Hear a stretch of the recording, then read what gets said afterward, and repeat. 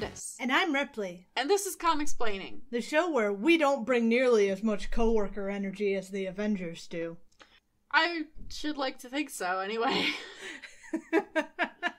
We've lived together for 6 years. Oh, yeah, and been constant companions pretty much before that. Yeah. Well, judging by that intro, you all might be able to guess what we're about to get into, which is finally Avengers #1. Right. So, way back in, the second X-Men episode, the Avengers were already a thing. So, here we are now, with the Avengers about to become a thing. I'm very excited for this episode. Before we get into it, I would like to say, for the benefit of our listeners, we're not going to be covering every issue of Avengers. We're not even going to be covering most of the Avengers. Coward. Because, unlike the X-Men, Avengers titles are not in the least bit relevant to Thor generally. If they are relevant, I will cover them. But if they're not, I'm not going to. Weakling. Look. I got enough on my plate. There's already over 1,000 Thor comics. Okay, what do you want from me? You are weak and will not survive the winter. Anyway, Avengers #1, let's get into it. Alright, tell me some more about Avengers #1. So it came out in July of 1963. Writers, Stan Lee and Jack Kirby. Jack Kirby did the pencils. Inks by Dick Ayers. Colors, Stan Goldberg. And letters, Sam Rosen. Do we usually hear who the colorist is? No, I think usually, the main artist does it. Okay. But I guess they had a different guy on this one. Gotcha. Oh, well, this is a very dramatic profile. Yeah, so we get Loki in profile. It's a very interesting kind of face shape. Loki's mouth is extremely wide. His mouth is very wide. His chin is very long. His nose is very hooked. Nose is very beaky. His eyes are super high up on his face. The place, Asgard, home of the Norse gods. The time, the present. The man, Loki, god of evil. A prisoner on the dreaded Isle of Silence, plotting awesome revenge against his mighty enemy, Thor the Thunder God. Yeah, so even though this is the first issue of Avengers, it really shows here that Thor was Stan's pet project, because this issue is basically a Thor issue. Except long, and with Iron Man, Ant-Man and the Wasp, and Hulk in it. The issue opens with Loki, who is in banishment on the Isle of Silence, which, last we heard from Loki, they were just chained to a wall in the middle of a field, so... Yeah, but being chained to a wall wasn't doing the trick. I mean, yeah. It literally wasn't, so it's not surprising that Odin moved them. They are on the Isle of Silence, and they're mad because... They're on the Island of Silence. Yeah. So they're like, I gotta do something to defeat Thor, because that'll help my situation, I suppose. So Loki, I guess, astral projects down. Only his eyes. Only his very evil, sinister-looking eyes.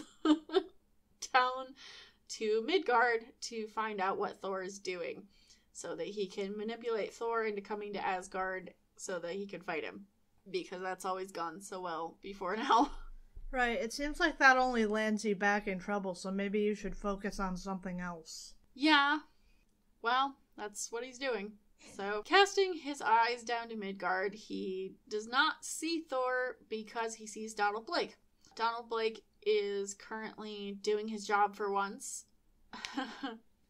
He's at work treating some kid.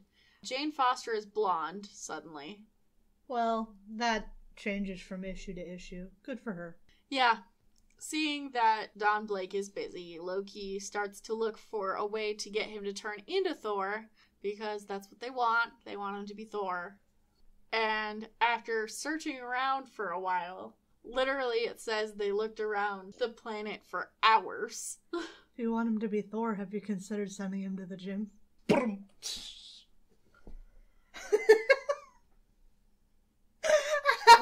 have to end the podcast now. I can't be in the same room with you. I have no regrets. I know you don't. That's the worst part. Anyway. After looking around for a while, Loki finds the Hulk jumping through the desert. As like the Hulk do. Yeah, like fucking... The Hulk. Tigger. Loki thinks, although there is no evil in his heart, mankind fears him because of his awesome strength. So they're going to basically manipulate the Hulk into looking like a bad guy so that Thor will go fight him. Which is a weird plan, but okay. Well, I mean, every time he sees a situation going on, he feels the need to turn into Thor, so maybe it's not a terrible plan. True. Loki's plan to make Hulk look like a bad guy is to force him to destroy a train bridge? Trestle.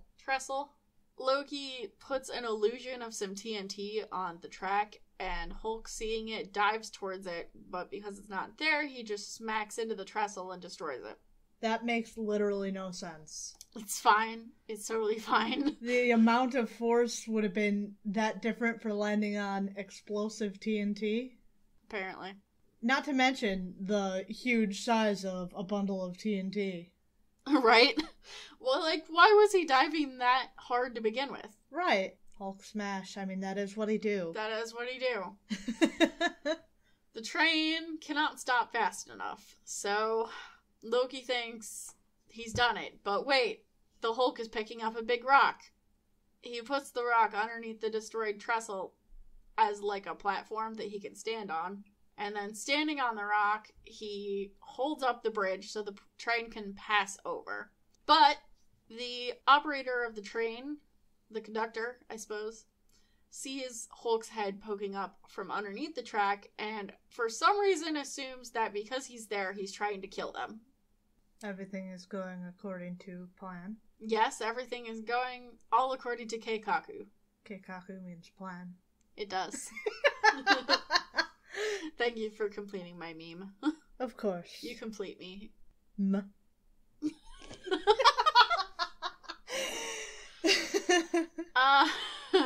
Loki's like, nice, that worked out somehow.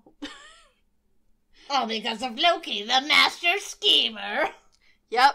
On Earth, the train conductor reports this, I guess, and news starts to circulate quickly. And it is quickly picked up by the Teen Brigade! The fucking Teen Brigade, who apparently were formed in issue 6 of Hulk. Alright, so we're learning much more about the Teen Brigade here. Yes. Largely that they were formed in issue 6 of Hulk. Yes. And I was right, and Rick Jones is one of the Teen Brigade. I think he's the leader of the Teen Brigade. It does say his newly formed Teen Brigade. Yeah, so I guess Rick Jones is friends with the Hulk? Yes. Okay. He's friends with the Hulk, so when he sees in the newspaper that Hulk apparently tried to kill people, he doesn't believe it. So he goes to the Teen Brigade, and they're like, we have to contact someone who can either talk to Hulk, or if Hulk has gone bad, we need someone who can fight the Hulk. And he says they need the Fantastic Four. I mean, the Thing and the Hulk do throw down from time to time. Yeah, I mean, it's not a bad idea. Right. The Fantastic Four are the obvious choice, and they're also, like, the only public super team right now. So they send out a call over their ham radio to the Fantastic Four. Loki, seeing that they're doing this, uses his magic to redirect the radio signal with the tornado. That's exactly how radio waves work. And sends the radio to Donald Blake's desk radio in his office. That's absolutely how that works. Those are the right frequencies. Donald Blake hearing... This is scientifically valid. Yeah, totally. Donald Blake, hearing someone calling for help dealing with the Hulk, immediately turns into Thor, because that's what he does. Meanwhile, other people have also picked up this signal. How? I don't know. Probably by magic tornado. Yeah, magic tornado. You'll never guess who picked up this signal, by the way. Well, it can't be the Team Brigade. It's not the Fantastic Four. Oh, dang. Johnny was going to be my next guest because he's good at that. He is good at that. Nope, it's Ant-Man and the Wasp. Ant-Man is extremely sexist for this entire comic, so that's fun. Well, you know, it's Hank Pym. He's kind of a piece of shit in general. Yep, that's just what he does. So what the fuck is this? Because it looks like Jan and Hank have climbed into the barrel of a shotgun. It's like a weird, like, double barrel cannon thing that's going to shoot them into the air and then they're going to land on flying ants. Why? I don't know. Why not just fly the ants? It's a great question. What if you miss? What if the ants miss? I would love to know the answer, personally. I don't. I don't think this was a good plan. Who else picks up the signal? Well, Tony Stark, because he just does. There with his shoulder dong antenna. Yep, and he decides to suit up as Iron Man because... This is a look. He decides to suit up as Iron Man because he doesn't know if the Hulk is real. Also because he's bored. And he's bored and wants to fight him. If he is real.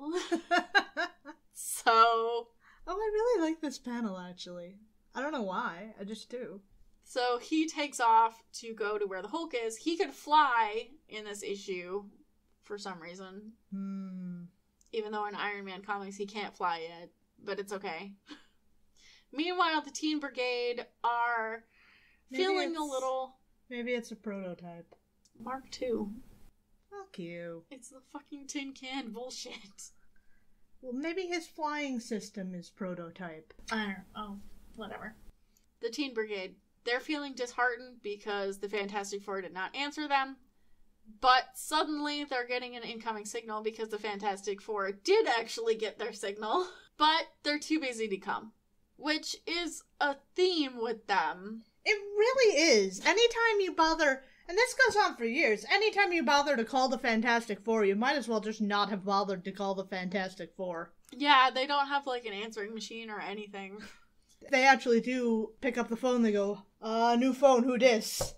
Yeah, so Reed tells the Teen Brigade that they are too busy to deal with it, but he says that other people are coming to deal with it. How he knows this, I have no idea. That is exactly what my question was going to be. He tells them other people are coming, and if the situation doesn't get fixed, they should call him again. So, very helpful. Thank you, Reed. Useful as ever. Suddenly, behind the teens, Thor comes in through a window. And Tony comes in through the door. Tony comes in through the door, and also... Ant-Man and the Wasp are there. They are. And the teens are all like, what the fuck? We're surrounded. Oh my god, I hate the fucking... Henry, did you see that gorgeous Thor? How could I ever make him notice me? I mean, that's not... Out of character for her. No, but just because it's not out of character for her doesn't mean that it's not a terrible choice of character trait. Yeah. Jan is very much like that for this whole issue, and Hank just keeps... Stop acting like a lovesick female and slip behind this lens with me. Yeah, he does that. Trying to figure out what the fuck this means. I'll adjust it so it'll project our images on the wall. Can they not get bigger? Like, can they not get people size? I was wondering that when I read it. I guess they just don't want to. Loki is looking onto this and thinking this is getting a little more complicated than I wanted. I just want to fight Thor. So they project an illusion of Hulk running past the window where Thor is standing. Thor, being the only one standing there, sees the illusion of Hulk and decides to just leave while everyone else is talking. Which is kind of stupid because this is why everyone is here. If they're all here because they heard the message about the Hulk from the Team Brigade, why would you not tell the other people who are here to deal with the Hulk that the Hulk is outside? Well, he thinks he could just deal with it himself. Clearly. Oh, no need for me to disturb the others. Why? They're all here for this reason. Why? He goes out to follow the Hulk, but quickly discovers that it is an illusion, and immediately draws the conclusion that Loki is behind this, because that's just... usually what the problem is. Yeah, he's usually right when he does that, to be fair. Except for that one time it was Merlin. Thor goes back to Asgard to find Loki, which is what Loki wanted. But unintended side effects of this whole debacle is that Ant-Man and the Wasp and Iron Man are still on Hulk's trail. Meanwhile, Hulk is a clown. Well, yes. He is performing in a circus. Juggling animals. What the fuck is this middle animal? It's a seal, I think. Maybe. I can identify the elephant. I know the horse. Don't know what this little bitch is. I mean, these poor fucking animals. They've got to be terrified out of their goddamn minds. No kidding. Meanwhile, the Quaker oatmeal man over in the corner here. Yeah. The Carnies are talking about this, and we find out that they apparently think that the Hulk is a super strong robot that they found in the middle of the desert, I guess? But he's a robot and also a clown. Well, they painted him up like a clown. I'm very confused about a lot of assumptions going on here. Yeah, there's a lot happening. But the Hulk is performing, and there's an ant watching him.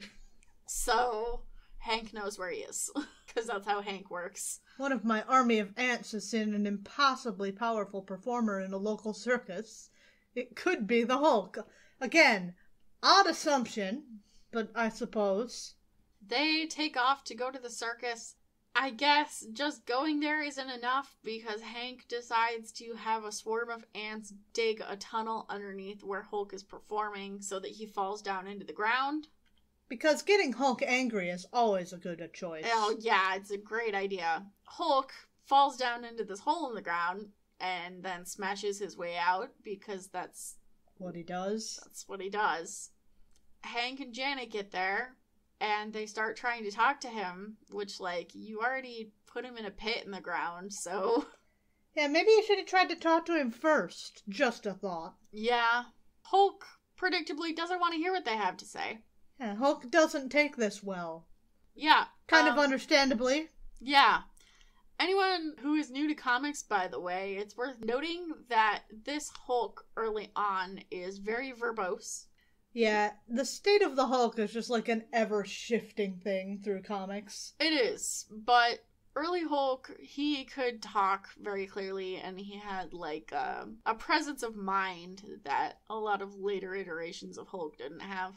Except for the ones that do, and even Except more. for the ones that do, but not the movie ones, no. Generally. Hulk tries to leave, but in order to stop him, Hank has some ants drop a giant metal tube on him. I don't understand how that works. The crowd at the circus thinks this is still part of the act. Sure.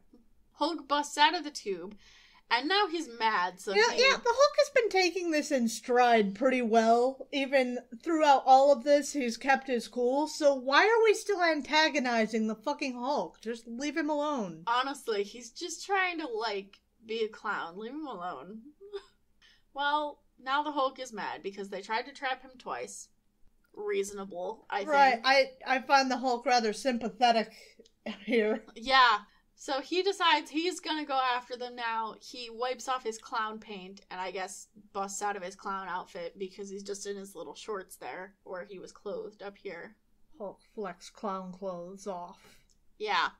Hank tells Janet to lure him under the trapeze net. But Hulk picks up a bellows and sprays it at her. And then he picks her up and he's gonna squish her, I guess. And then Iron Man shows up.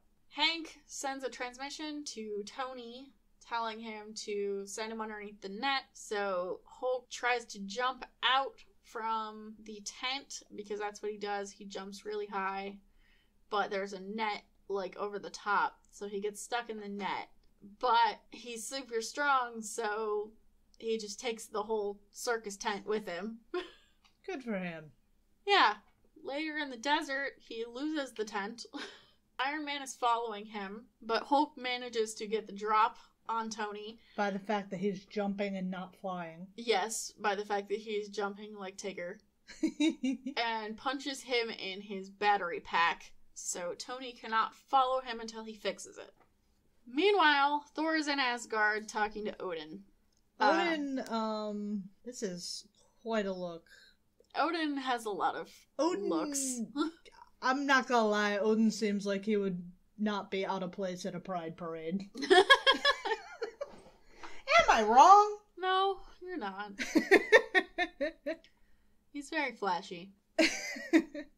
Thor asks Odin if he can have permission to go talk to Loki at the Isle of Silence because he thinks that Loki is behind some kind of nonsense on Earth, and Odin says, sure, but because you guys are both my sons, I'm not going to interfere in whatever happens between you, which is a weird thing for a dad to say. Imagine if your dad had been like, well, you and your sister, you're both my children, so if you guys start fighting, I'm not going to do anything about it. Yeah.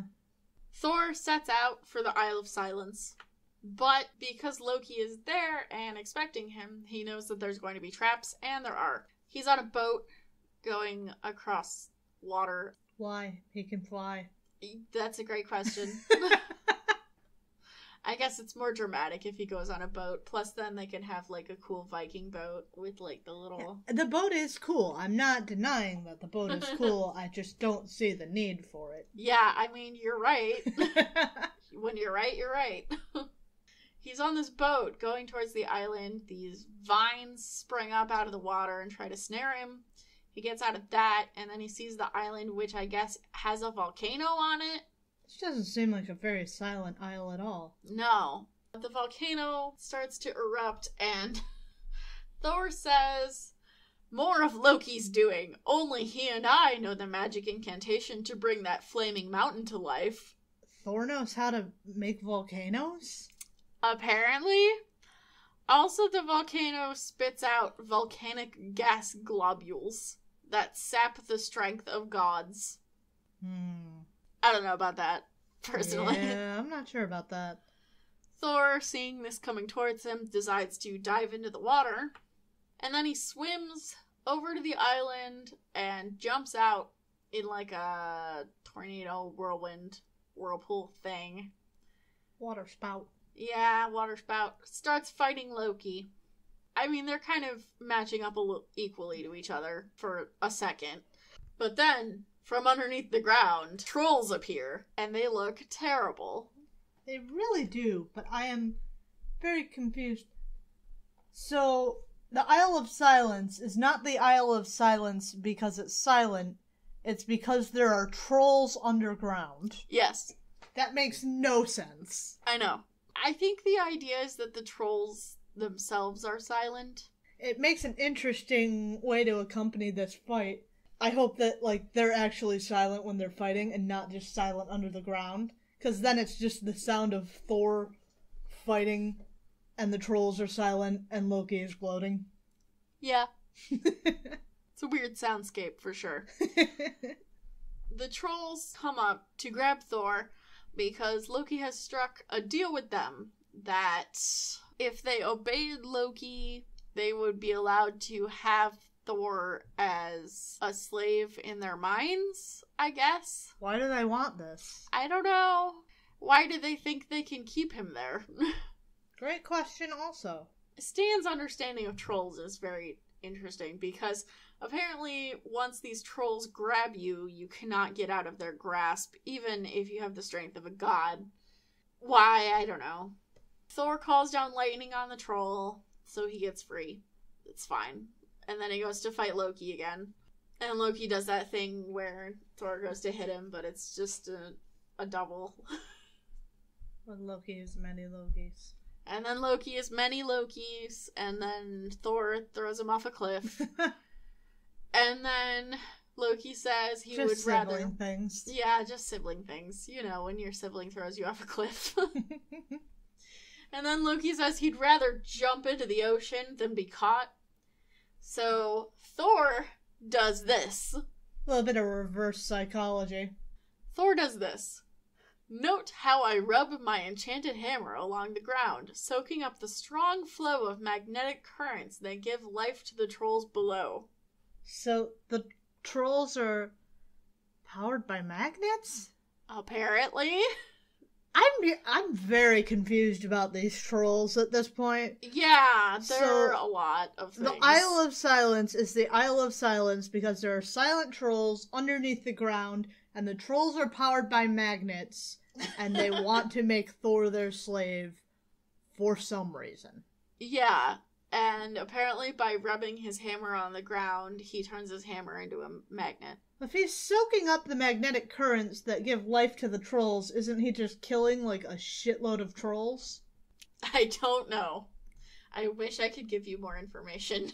I'm left wanting. With his hammer now magnetized, Thor is able to suck Loki onto it because that's how magnets work. Well, you know, Stan and magnets. Stan and magnets. So he's just, like, holding Loki up above his head by, like, the back of his shirt. Does Loki have a back brace? Well, he's got, like, scale mail. Yeah, on his butt. Well, and on his chest and his back, see? Okay. Yeah, that's fair. But, you know how Stan is with magnets. Fucking magnets. How do they work? Miracles. Motherfucking miracles. Meanwhile, back on Earth, the Incredible Hulk executes another of his awesome leaps in his effort to escape from Iron Man. So, you said Iron Man should also be leaping, right? That would make this fight much funnier. Yeah. Yeah. Jump, jump, jump, jump, jump, jump. Well, Hulk jumps past an airplane, and the pilots see him, and then Iron Man jumps past the airplane and talks to the pilots through his suit radio, I guess, and asked them if they saw the Hulk, and they said, yes, he's headed to Detroit. Fuck! Yep, he's coming to us, baby. Yeah. Hulk in Detroit decides to go inside of an auto factory for some reason. Tony follows him in there and starts throwing tires at him. Why? You're disrupting this workplace. There's no need to break things more than they already are. This is why we don't have nice things. This is why we don't have car manufacturing in Detroit anymore. Tony Stark single-handedly ruined the auto industry. He did. Hulk takes a giant steel beam and makes like a makeshift slingshot and hurls it at Tony. I guess it hits him, but it crumbles against his armor, which is very impressive. And then Tony takes this steel beam and turns it impressive, but a little bit concerning if you're driving a car. Yes, very true. Tony takes this steel beam and crumbles it up and turns it into a grappling hook as if it were Play-Doh. What the shit? Yeah, it's a lot. I have trouble buying that, I'm not gonna lie, because it's a very perfect looking grappling hook. Yes. If he, like, tore it apart into, like, strips, that might make sense. Right, but considering its initial shape... And in this panel, he's literally crumpling it up like a ball of Play-Doh. I don't understand It makes no sense. He throws that at the Hulk and pins him against the wall, but then Hulk falls back through the wall. Wall breaks? The wall breaks. Damn, I'm good at this. Yep, they fall outside, and they're about to continue their tussle when suddenly Thor descends on them with Loki held up like an angry kitten. Thor tells them to stop fighting because Loki is actually behind the entire thing. Did Loki tell this story? No, Thor just knows this. So how, yeah, I get that, okay, Loki makes illusions, this Hulk was an illusion, but how do you know that what the Hulk did was not what the Hulk did? I don't know. There's a lot of questions. Thor has just assumed that Loki is behind the whole thing because, well, he's a himbo, so that's the best assumption he can make. Whenever anything goes wrong in Thor's life, he's just like, God damn it, Loki. Stubs his toe. Loki! Loki! And, like, meanwhile in Asgard, Loki's like, because he actually did make him stub his toe somehow. Exactly. Everything is proceeding according to plan. All according to Keikaku. I'm not doing it again. Keikaku means plan. Hulk wants to pummel Loki. Fair. Yes, very fair. Seeing how this is going very badly, Loki, in the middle of them, decides to make himself radioactive. Excuse me? Because he can do that. Since when? It's magic, I guess. You look very angry about this. Carry on. Also, this shouldn't affect any of them, if I'm being totally honest. Right. The Hulk, nothing. Thor's a god. I'm sure he's just fine. He's a god. Tony... He's in a suit. Yeah, I mean, probably not ideal. Where the fuck are Ant-Man and the Wasp, by the way? Funny you should ask that. Oh. Hey. As Loki is gloating, we see a swarm of ants activate some kind of switch, which pulls a trap door out from under Loki, which I have a lot of questions about because I thought they were outside. There's some kind of holding tank underground or something. Yeah, and Loki falls into this tank that's lined with lead. And then Why? And then Jan locks him in there. And the other three guys come down to find out what happened to Loki. And apparently this area is where trucks that carry radioactive waste for atomic tests dump their loads for eventual disposal in the ocean. I have a lot of questions. Yeah, I thought this was an This is an automotive plant, right? Yeah. Also, why are we dumping atomic radioactive waste in the ocean? Yeah. Also, you're in Michigan. Wouldn't you want your radioactive ocean disposal tank by the ocean? Also, this is an auto plant? What is happening? Well, they beat Loki, I guess. Loki cannot remain radioactive for more than another few minutes. But why? How? Why? Right, why? How are you coming up with this answer? Couldn't Loki just make themselves radioactive again after that? You know what I think Thor should have done? Thor should have dumped Loki in the ocean because, as we know, Loki's magic doesn't work when wet. That's a great point. We're in Detroit, just dump him in the lake. Exactly. Any of the lakes. There's several of them. There are. Holmes. Well, they've defeated the evil. But before they all part, Hank and Jan have something to say. They think that they should all team up together because they all have different powers, and working together they might be able to do better than they do apart. Tony says, sure, why not? I've got nothing better to do. Hulk says, I pity the fool. Thor says, yeah, that might be good for people. Hulk says, I don't like being the bad guy, so I'm going to join. And then Jan comes up with the name Avengers out of nowhere. And that's it. That's how the Avengers happened. I'm still very hung up on this tank. Yeah. I mean, what did they do with Loki after that? Like, he stops being radioactive after a couple minutes, but then what? Again, I still think he could just make himself radioactive again. Right? That's what I'm thinking. Alright, that was Avengers #1. Did you like it? I'm glad I read it because I've never actually read Avengers #1 before. I'm not sure that I so much liked it. A lot of things just happened for reasons. Yup, they sure did. Much to think about. I think it's really funny how Loki set out to fight Thor, but accidentally created the Avengers. It is pretty entertaining. Alright, well, let's go on. Journey into Mystery number 97 from August of 1963. Writers Stan Lee, pencils Jack Kirby, inks Don Heck, letters Artie Simek. It looks like we've got 2 different things going on in this issue. Is that true? Yes, that is true. So here Thor got more pages, but instead of using them to tell the main story, they decided to put a B story in every issue. So from now on, in every issue of Thor, we will be getting Tales of Asgard at the end, which is where Stan and Jack kind of flesh out Asgard and, you know, Thor's history and Loki's history and, like, the other gods and stuff. That sounds interesting. It does sound interesting, and I think it's much needed because, you know, we don't really have any background on that stuff at this point, so... Right, we've had... Thor's not fighting much godly stuff. He's just fighting mobsters that break into his office. Yeah, and multiple times. and force him to Do take surgery. do surgery. Yeah. So, before we get into this issue, I have a question. Yes. Based on what we've read of Thor so far, what would you say is the most important plot aspect of Thor comics? Honestly, it really seems to be the conflict between Thor and Loki.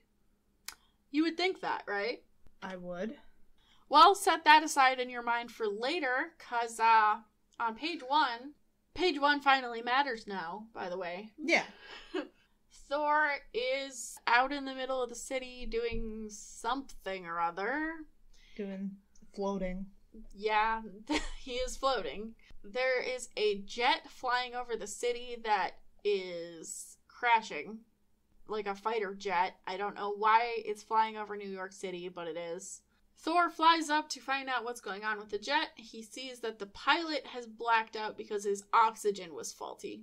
He pulls the pilot out of the plane and then dumps the plane into the ocean. The pilot's flying low enough that he should still have oxygen. Yeah. But okay. Thor flies the guy back down to the ground and gives him to the medics. And then the press shows up. And Thor runs away because he does not want to talk to the press. Thor hate paparazzi. Thor hate paparazzi.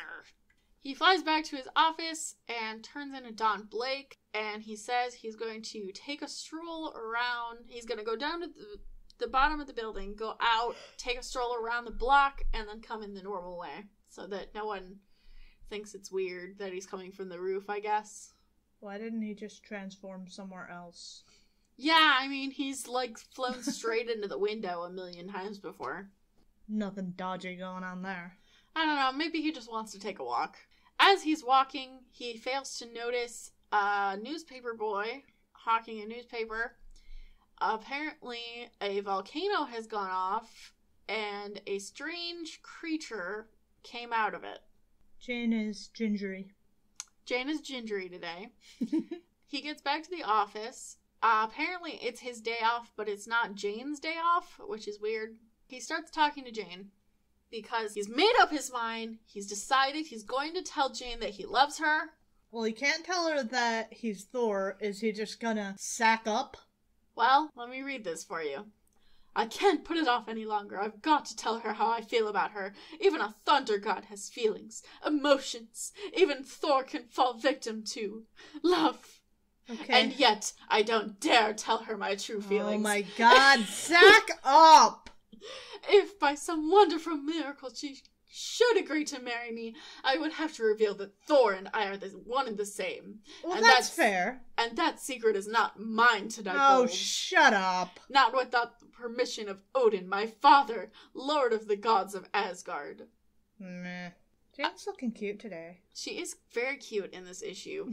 Don told Jane that he wanted to tell her something. She knows what he wants to tell her. Apparently, she knows. She's intuited this whole situation. She knows what's going on. But in the process of thinking about this in his head, he's overthought it and decided he can't do it. Jane gets very frustrated and leaves.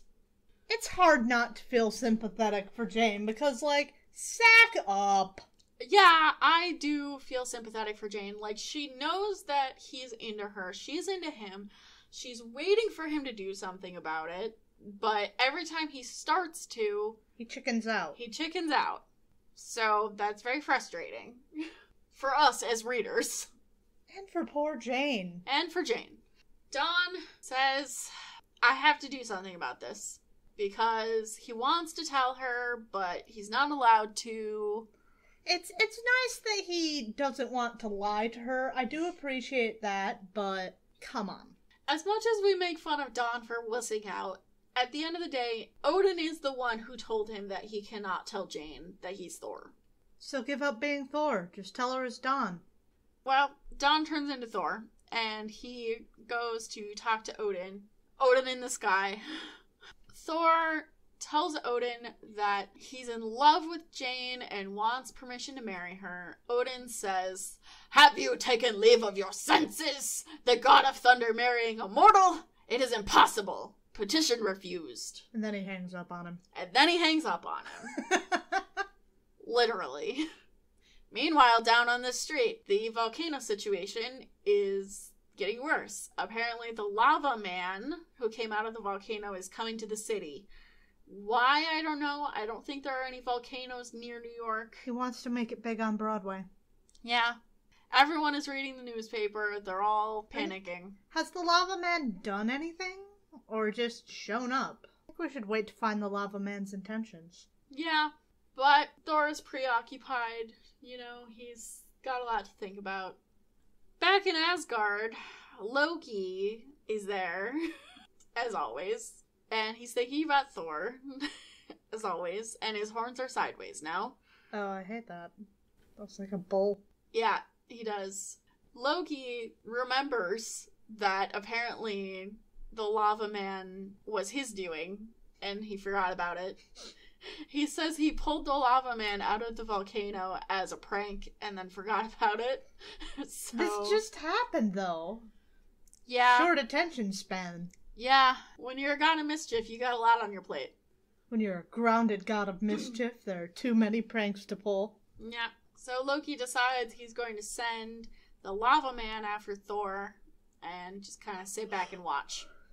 Meanwhile, Don is thinking about this still, and he decides he must disavow his heritage and give up his role as Thor. Only if he becomes truly human will he be able to marry the girl he loves. But as he's thinking about this, Jane comes in, and she tells him she's quitting. She's going to work for some other doctor. This other doctor apparently is a guy who has flirted with her and tried to get her to date him. Don does not like that. Jane has a very odd approach to dating. Yeah, we're going to get into this more later in this issue, but Stan, for some reason, seems to think that Jane being a nurse to a doctor is synonymous with her dating them. It's bizarre. Strange. Very, very strange. Jane is done with Don not being able to, sack up. Yeah, I didn't want to say it, but she's finished with it. She's like, I can't deal with you doing this to me over and over and over again. I just have to get out of here. And Don says, all right, if that's what you want, which in his defense is pretty cool of him. Yeah. Respect the lady's wishes. Having lost the love of his life and his nurse, apparently, so he needs a new nurse, he goes out for a walk, and the city is in chaos. People are running around, they're evacuating, there's like fucking shit all over the ground because the lava man is coming to town.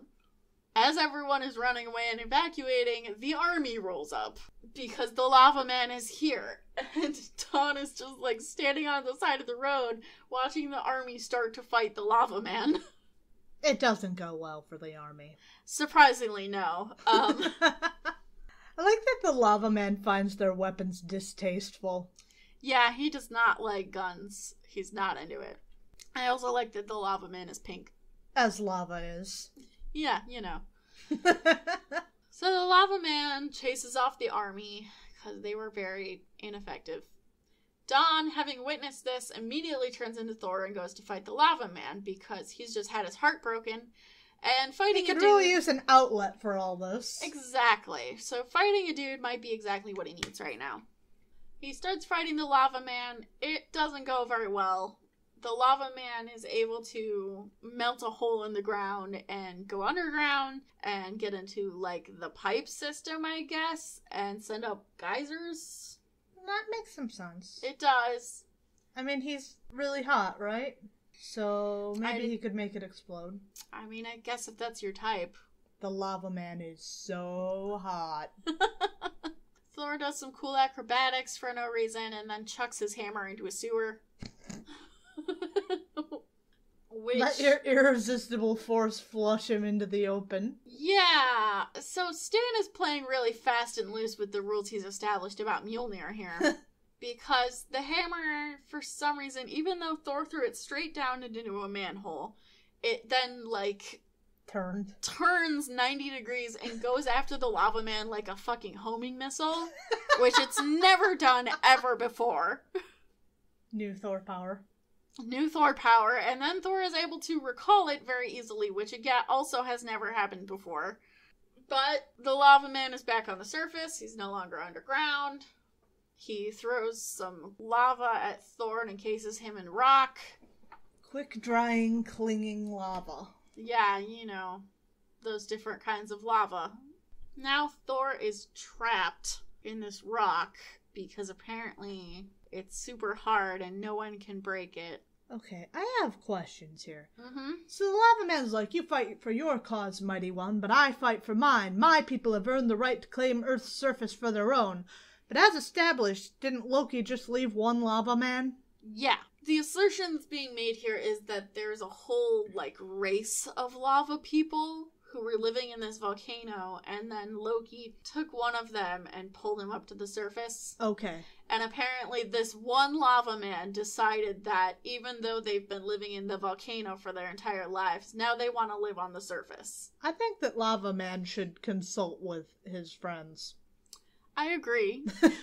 I mean, have they made any assertion that they want the Earth's surface? Maybe he's just one weirdo. With Thor bound up, Lava Man turns his attention to destroying things and taking over the world. Thor needs to get out of this rock, so we get a lot of text to the effect of he flexes really hard, and then the rock breaks. The unbreakable rock broke because he just wanted it to break more now. Yeah. Now out of the rock, Thor starts to fight the Lava Man again. Some things happen. We don't need to get into it. Thor creates a whirlwind that shoots the Lava Man up into the sky. And then he himself flies into the sky, and I guess he, throws the Lava Man back into the volcano, which, again, I would ask, what volcano near New York City? But whatever. He throws the Lava Man back into the volcano, and then he destroys the top of the volcano, so it's sealed up, which I don't think that's how volcanoes work. I don't think that's how anything works, frankly. No. But it's done. The Lava Man is defeated. Thor flies back to the city, and he finds Jane there with her new employer. And she is apparently mad that the city was, under siege by the Lava Man, and Dawn didn't try to find her, I guess. But this other dude, drove her out to the suburbs and took care of her, I suppose. There's a lot going on there. I find all of this. A woman wants a man, a strong man, a man who doesn't think about having feelings, but also acknowledges his feelings and blah, blah, blah, blah, blah. Yeah. You gotta have some sympathy for Jane, but also she is kind of annoying. So wrapped up in all the toxic masculinity bullshit. And also, I still don't understand why the fuck she thinks that if she wants to date a dude, she has to work for him as their nurse. Yeah, it's very weird. But Jane leaves, and if anything, that's extremely inappropriate workplace behavior in general. And if you want to date a dude, maybe you should not be his nurse. I agree. It's very strange. I mean, I guess I can see from the perspective of not wanting to work for Dawn because she's in love with him and she doesn't want to deal with him every day. But you can date people who aren't your boss. Yeah. You should date people who aren't your boss. Yeah. Well, that's where we leave Dawn with the love of his life. Yep, sadly. Looking out the window. Staring out a window. Thinking thoughts that no human would ever suspect. I don't know, I feel like someone might. Right, these are all kind of understandable. And now, we are going to get into Tales of Asgard. Home of the mighty Norse gods. Yeah, so this first one is not very good. It's basically just setting up, the origin myth of Norse mythology, except very badly because Stan does not understand Norse mythology. Talks about the Vikings a little bit, and then it says, To the Norsemen, their legendary characters were either all good or all bad. Their good gods were called the Aesir, and they fought for ages against the totally evil frost giants. I got some things to say about that. Alright. Tell me, because I don't know a fucking thing about Norse mythology apart from a few little things I've collected here and there, but it's not something that I've ever really studied. Well, for starters, it's wrong. As with pretty much any mythology, any ancient mythology, none of the figures or characters in it were ever meant to be 100% good or bad. They're always nuanced, because in these ancient religions, the gods are meant to be fallible, like humans, right? So if you read the mythologies, you'll often come off with mixed feelings about most of the characters. Yes, the Aesir and the Frost Giants have fought wars, but it's not really clear which side is good or bad. But whatever. The idea that any of them are 100% good or bad came a lot later, in later interpretations, mostly Christianized interpretations, because, you know, you gotta get that, like, Bible flavor in there. Yeah. You gotta get the good guy and the bad guy. And that's just how it works. So the rest of it talks about, like, how everything was created. It's very simplified, and it's missing a lot of stuff. But basically, you have, like, this void area. At one end, you have a land of fire. At the other end, you have a land of ice. And then area forms between them.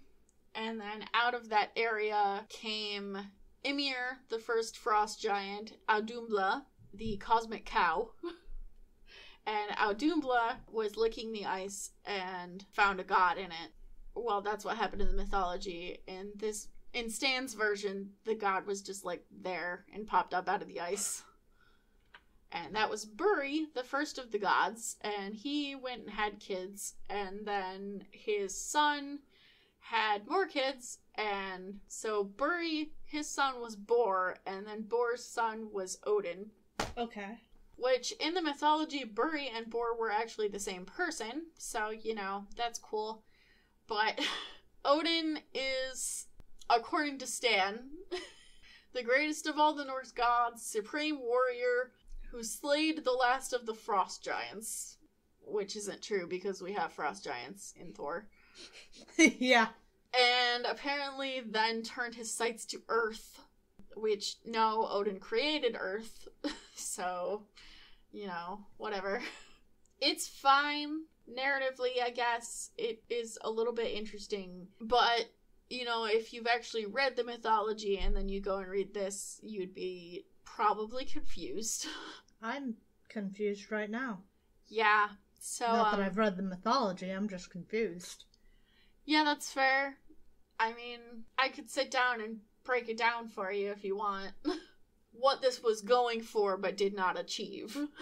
Like how Yggdrasil is growing out of North America, because of course it is. Because of course it is. Canada has been obliterated. Here is kind of an abbreviated version of the Norse origin myth. In the beginning, there was a void, basically, and at one end was a realm of fire, at the other end was a realm of ice, and when the fire and the ice met in the middle of the void, they created land. And on this land was born Ymir, the first of the frost giants, and Audumbla, the cosmic cow. And Audumbla licked the ice, and Ymir drank Audumla's milk, and they kind of just chilled and hung out in the void for a while. But after a while, Audumbla licked enough ice so that a god was born, and that was Bor, the first of the gods. And Bor took a giant, so one of Ymir's offspring, as his wife, and had children, and one of those children was Odin. Odin and his brothers then killed Ymir and used his body to make Midgard, or Earth. There's a whole thing about how they did that, but I won't get into it. Earth is a corpse. It's okay. Ymir's corpse, basically. All literally. Right. And, you know, all the other realms kind of came to be naturally. And they're all connected by Yggdrasil, the world tree. It's not just like an abstract thing. They thought it was an actual, like it was a tree and the worlds were actually, like, at fixed points on the tree. Right. So, Asgard is at the very tippy top. I don't have a map of this in front of me, so I can't tell you exactly where the others are. Also, it depends on where you look. But Midgard is smack dab in the middle. And apparently, depending on the translation that you read, Jotunheim, the realm of the giants, is bordering Midgard. Okay. And then at the bottom, you have Niflheim and Helheim and whatever other stuff. But that's basically just how it is. Okay. So that's what Stan was going for. He got quite a bit of things wrong and made it very confusing. It was very confusing, yes. So I followed that second explanation a little better. Still not clear exactly how licking enough ice will make a god happen, but that's how mythology is. Sure, why not? So that's our first Tales of Asgard. It wasn't very good. I've learned a lot. Did you? I learned some. Okay. Now I'm going to learn you something. Or not actually you, because you already know this. Ooh. But... Do I? Are you sure? I'm hoping you know this. It's surprising because a decent amount of people that I talk to who actually understand comics don't know this, so maybe you don't. You may notice, if you ever look at our notes on the episodes that come out, that when we cite which comics we have covered over the course of an episode, it's done in a very specific way. There are two different ways that you can notate which comic you're talking about, but one of them is a little confusing. For the way you want to do this is, I'm going to use X-Men, I guess, as an example, because that's the thing I can think of. And there have been various titles, and it gets worse and worse as Marvel goes and reboots and reboots and reboots and reboots, because they just keep restarting titles. They're really in love with this idea the later and later we go. Right now, we're reading X-Men whatever. So if you're referring to an issue, and you want to tell X-Men from 1963 apart from X-Men from 1991, apart from X-Men in 2020, or any number of things, it's important to know what you had to do. So here's where I see a lot of people make mistakes, is that the issues of X-Men that we're handling right now are in 1965, and where I will see people make mistakes will be, oh, this is X-Men, parentheses, 1965, 12. And that's not right. That's not how you do it if you're citing comics. What you need to do is put X-Men 1963, 12 or 13. And that's an important thing, because if you want to communicate to anyone else what the fuck you're talking about, they may be able to figure it out with some work to go, okay, well, this is the title that was running in 1965, but that's not very polite, for one. You're going to make people do a whole lot of extra work, but it's also very confusing if you tell someone to look up this comic. So what you need to do is look at the starting date for your title to separate apart, because you can't just say X-Men number 1, because X-Men number 1 could be X-Men number 1 from 1963, 1991, on and on and on and on and on. So that's one way of doing it. You need to find when your title started. So the title first, the year that title started, and the issue number is the proper way to cite a comic issue. There's also a different way to do that, which is less frequently used, but you may encounter from time to time online, where it will be X-Men Volume 2, 20. And that would be referring to the second time the series X-Men started. So that's actually referring to X-Men 1991, 20. It's not a great way to do that because it really requires you to have a lot more knowledge going in for how many different titles have been just called X-Men, which one this belongs to, and that makes it even more confusing because when the person goes to look at it, they have to have all of this information as well. It's doable, but it's confusing.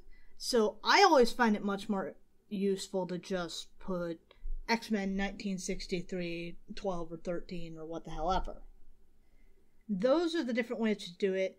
Pretty much the big important takeaway is put the year the title started, not the year that the issue came out within. See, I just assumed to do it that way because I started reading comics, online on Marvel Unlimited, and that's the way they're listed on the website.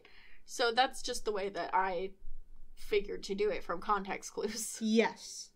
Yes, that is the way that it's listed, but a lot of people get confused. I mean, I could see how. It's confusing. Especially, the further on you get. Right. This wasn't so much of a problem back before we started rebooting titles over and over again. It was even still something you can deal with through the 90s, but then the further you got into the 2000s, the more they just kept rebooting the same title. And now it's like, well, I have no idea what volume, if I were going to use the other form. If I wanted to cite the issues of X-Men coming out right now, I wouldn't even know what volume to say. Sometimes I talk about volumes, but mostly, as shorthand, or if I don't have the exact year, memorized or in front of me. But I never, if I'm trying to point someone in the direction of a certain comic, I will say, the year, Right. And it's also, a little different to say this volume of Thor, in which case it's already understood what volume you're talking about. Right. That's the kind of shorthand that works. Anyway, that's just Ripley's pet peeve. Don't say X-Men 1965. Fair enough. Do you have anything else today? No. All right. Well, if that's that, I guess we're going to have to dive into wrapping this up. If you have any listener feedback for us, please shoot us an email over at comicsplaining@gmail.com. You can also reach us on Twitter, Tumblr, or Facebook. We're Comicsplaining in all of those places. If you'd like to support our show, please consider donating on Patreon. Yet again, Comicsplaining. We like to keep it simple, stupid. We would really appreciate if you could leave us a review over on Podchaser or iTunes. Rate us and review us. That would really help us get our show out there so other people can find us. We'd really appreciate that. If you do donate on Patreon, or if you rate and review us, we will give you a shout out in the next episode after you do that. Yep, we will do that. If anyone out there plays Marvel Puzzle Quest, consider joining us on there. Our alliance is 61Fix. That's the number 6, the number 1, the word fix, like fixing your car. Please check out my webcomic. It is on tapest.io/series/ephemeris, EPHEMERIS. Also, you can catch me playing D&D every Sunday at 7 EST on twitch.tv/droptune. All right. I think that's going to be it for us this week then. We will be back next week with the X-Men. And we look forward to talking to you then. Bye. Bye.